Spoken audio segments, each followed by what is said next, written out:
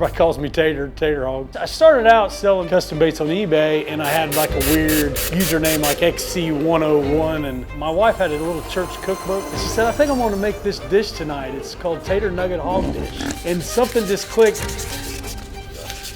I guess I was up late working, and like in fishermen, they sit there and they think if they catch a really big fish, it's like they call it a hog or a tater hog. There he is. So then I just started, calling my baits Tater Hog Custom Lures, and it just kind of stuck, and it's been that way for the last 20 years. I'm excited to partner up with Strike King because it's going to be able to put the bait in more people's hands than what I can do. There's certain things I want it to do, the way that it performs, the way that it swims, and I can control a lot of that. So when I design any of my designs, I'm looking to make it look as real as I can make it. I spend more time on how they swim than I do on how they look. So I care about the weight system, how they suspend in the water, how they glide through the water. Oh, that's a good one. In my mind, you can do anything. If you really want to do it, you learn how to do it.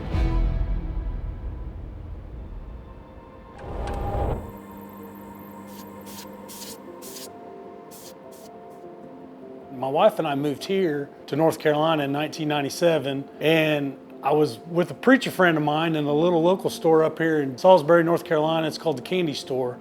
And Mr. Fleming had his daughter-in-law was custom painting different baits, and I thought, man, I think I could do that. I had some art classes in high school, and I'd always enjoyed art too, like I did fishing.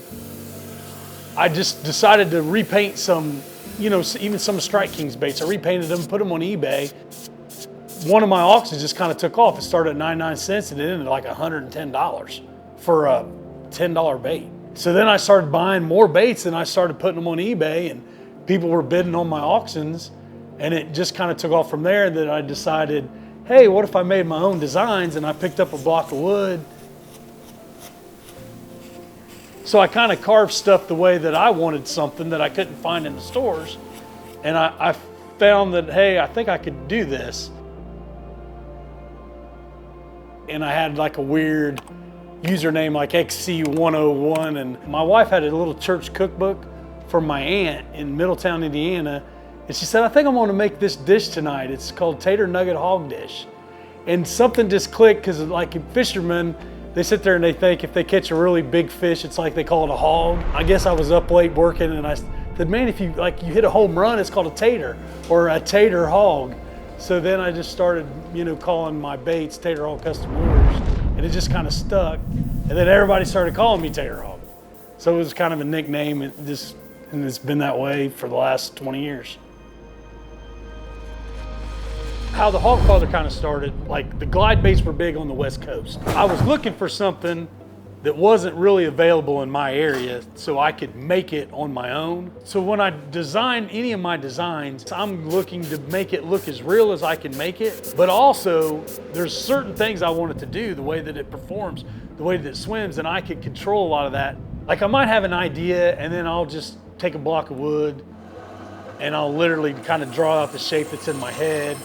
And then I'll literally carve out the shape, sand it down, make a mold of that copy. That way, it might take me 10 hours carving on something to really get it to where I'm ready for it to be molded. Over time of trial and error, back and forth with the test tank, you get to the sweet spot to the way that you want it to glide in the water. And you just learn different things. And as you do, I've done so many different designs. There's been some designs I had when I first started, like they didn't swim, like they were just totally crazy, and like they weren't performing the way that I wanted. But then 2 years later, I learned something else when I was making a different design. And then I thought, man, I could go back to that design. And you just learn from your mistakes and fix things as you go along. When we got word that we were going to partner with Tater Hog, a guy that knows glide baits inside and out, we were so relieved, but also the pressure was on. In order to make a bait that reaches thousands of anglers with his specs, it is a daunting task. So in order to make that resin bait come to life in a plastic model, what we had to start with is Tater's original resin bait, and we had to take that through a 3D scan. After we take that 3D scan, we end up 3D printing the bait and putting components in that bait. Once we get all those components glued together, we put it in the flow tank and see how the bait hunts. After that, we have to make iteration after iteration to get the balance correct. And once we get to a place where we're comfortable, we end up making a production tool. We get samples off that production run, and then we start the next iteration again, weighing the bait, getting Tater's feedback, sending him samples, and making sure he's as comfortable as we are with the final product.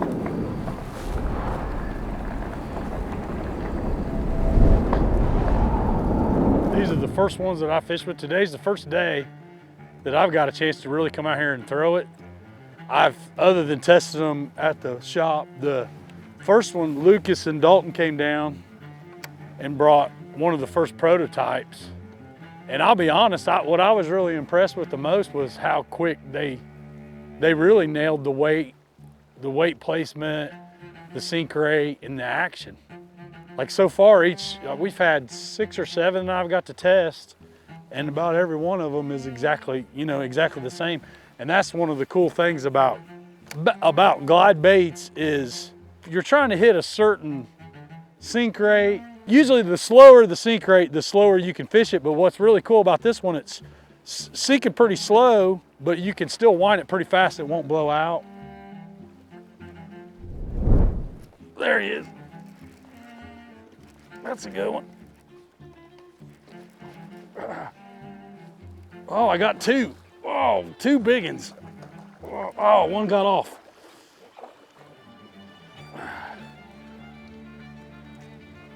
Oh, that's a tank. Oh, flip that baby in here.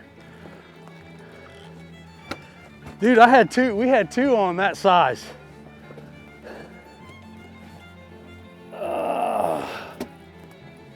Like I said, you can zero sometimes or you can be a hero. That's a good one right there, fellas. First one, right? Yeah, first one on the Strike King version. That's what you call hog swag there, baby. What's cool about this design with what Strike King has done is added rotating hook hangers, which in the past I've always used screw eyes on my baits, but this is like an actual swivel, and it's hard. The reason that you do this is when the fish, bigger baits sometimes, when the fish wants to come up and jump and throw the bait, it's harder for the fish to get leverage because the hooks are going to swivel around while you're fighting the fish, so it's harder to throw it. And that's something that the guys that have fished my bait in the past, and when they buy Strike King's version of it, that's a feature they're going to enjoy. Oh, that's a good one.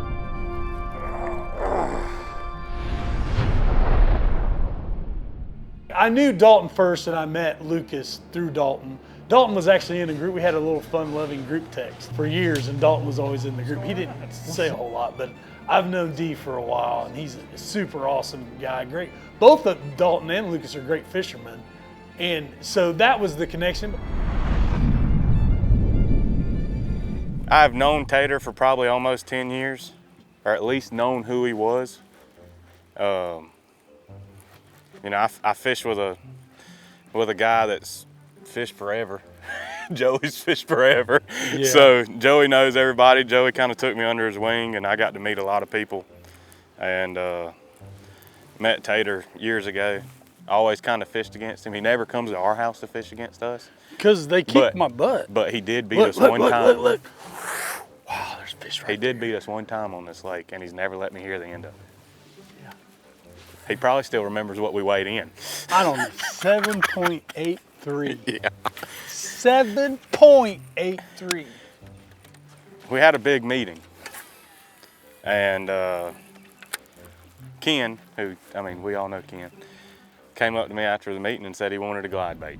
And, you know, we are not a glide bait company. We're, started off being a spinnerbait company and everything like that, but he wanted the best glide bait you could get. And in my opinion, Tater has made the best glide bait for years. And I reached out to Tater and asked if he wanted to do something, and kind of just started it off that way. And we wanted to make sure we got it right. These baits can be extremely tricky, wouldn't you say? Yeah, just to get weighted right. They're just sensitive. With the You know, weight. we could change the split ring on this thing and it's gonna change completely how it swims or sinks too quick, or if you wanted it to float. I mean, there's all kinds of little things you can do. And so we worked with Tater. Every sample we get, we'd send to him, let him test it, all that kind of stuff, just to get his approval, because this has been his, this has been your baby. I mean, since you started, really. Well, I mean, all my baits for over 20 years. Yep. Is this your best one you've ever made, favorite one you've ever made? Yeah, of all the glide baits, this is my favorite. He makes a ton of them. You know, this is This the is probably junior. the most proven one. That's caught a lot of fish, won tournaments. It's a lot of the anglers' favorites. It looks like a big giant bait, but you can catch them in all sizes. But this has kind of been, like, in my opinion, one of the best all-around sizes for tournament fishing, you know, your everyday fishing. If you want to just try and get into glide baits, like, this is, to me, this is where I would want to start. I wouldn't want to start with a 12-inch bait. And it's just been a, shoot, it's been a proven fish catcher. I got one that's so good Tater made for me, I don't know, probably 4 years ago. He still wants it back, but he'll never get it back. He borrowed it. And Tater keeps saying he wants it back, but he ain't getting it. Yeah, borrowed. I'll never see that again. Hold on. There's a ton of cruisers. Right there. Yeah, there's like 15 of them right here. I swear one bumped my bait. Get ready, Mike. Oh gosh, don't turn us to them. I'm not, I'm trying not to. They're all over it. Well, hold on, throw it in there. Oh gosh, You got one. Oh, a good one. There we go. you see how many there are? Get him in here, D.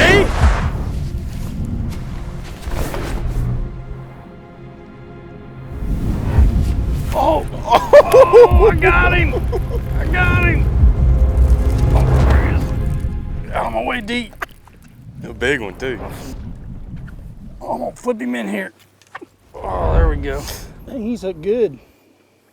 Yeah, I think it's super cool to bring to market, because it's not just like another bait. Like, this is Tater's baby. Like, he hand makes all of them, you know. Now obviously we're not hand making all of them, but we got it as close to the hand making bait that you're gonna find on the market without paying, you know, handmade prices. That was always the biggest problem for me, was I had a lot of demand, but I could only make so many. So it's gonna make me feel good to know, one, a great company like Strike King is doing this, and two, a lot more fishermen are going to be able to get it, because I was just a one-man show. So it's going to make me feel good to know a lot more people are going to have fun with it, than, you know, and see how good of a bait that it really is. What was cool to me when I grew up as a kid, I remember fishing with my father, and there was an old man in Brookville, Indiana was his name, Mr. Hubbard. I'll always remember this. He designed a little bait called a sparkle tail. For me, it had meaning to me because me and my father were always on the water together using this bait. So as a bait maker now, what I think is kind of cool is I know people will be using my designs, and they're going to be with someone special, and we're making memories in our life is what we're really doing. And that's kind of what I think is kind of cool, that I'm leaving something out there, that something that I design here in this shop is going to touch somebody else out there in the world, and they're going to have a memory of a fish that they catch, or just time that they spend on the water with a loved one. Yeah, this is me and my buddy fishing. We're friends? Sometimes. I didn't know that, D. Sometimes. Man, that makes me feel good, warm, fuzzy. We don't even have to catch any fish. Now I know you're my friend. Oh, wow.